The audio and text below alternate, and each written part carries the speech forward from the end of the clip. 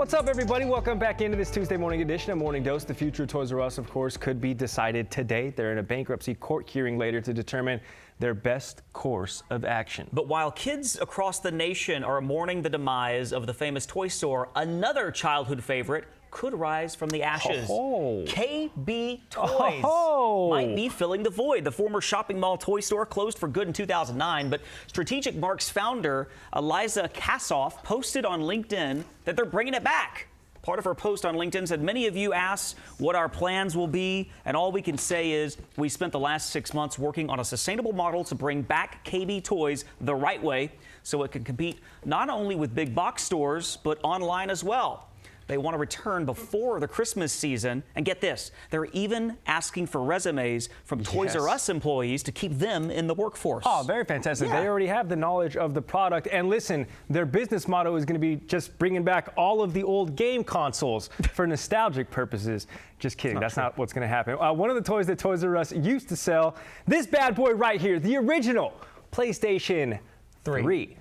This piece of equipment has nearly been laid to rest by Sony.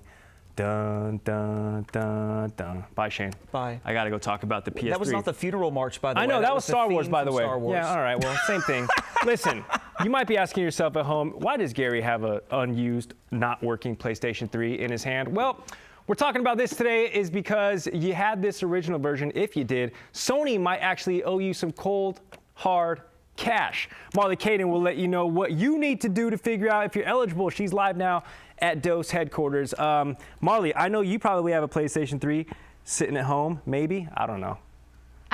I do have a PS3. We might even have one here in the office. We have a whole series of gaming consoles right over there.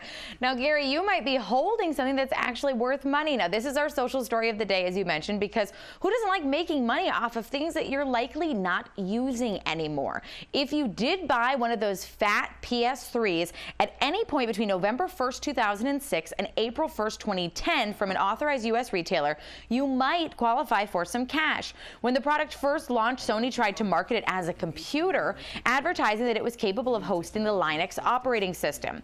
Now, this ended up being a security liability, so Sony discontinued that feature. PlayStation owners filed a class action lawsuit against Sony for $3.75 million, claiming that losing the feature diminished the value of their PlayStation.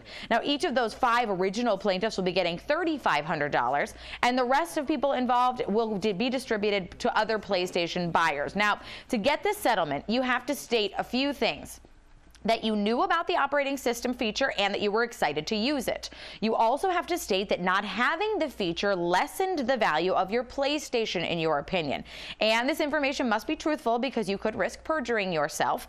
If you have that fat PS3, you feel that those things are accurate, they are your feelings, you can check out www.otherossettlement.com to see if you are eligible for that settlement payout. So I think I'm going to give my mom a ring and see if I have the fat PS3 and check out if I could be up for some of that cash. Gary, was that PS3 your PS3?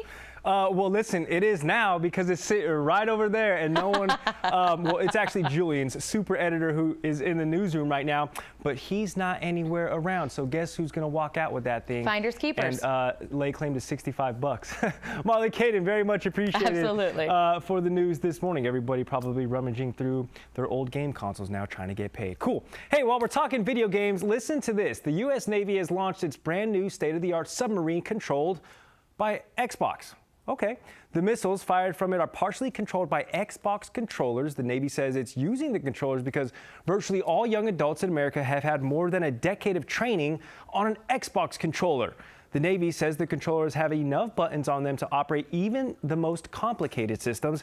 It's also a money saver, saving the Navy millions of dollars in training. And actually, Melissa, this is genius to me because it makes complete sense. All of these people who grew up playing video games and then they joined the military, they already have a familiarity with how those controllers work. Good stuff on the Navy. Or they'll be distracted. I was going to say, you're just defending it because you're a gamer. They're going to be thinking they're playing video games. Well, sticking with entertainment, but a different form this time.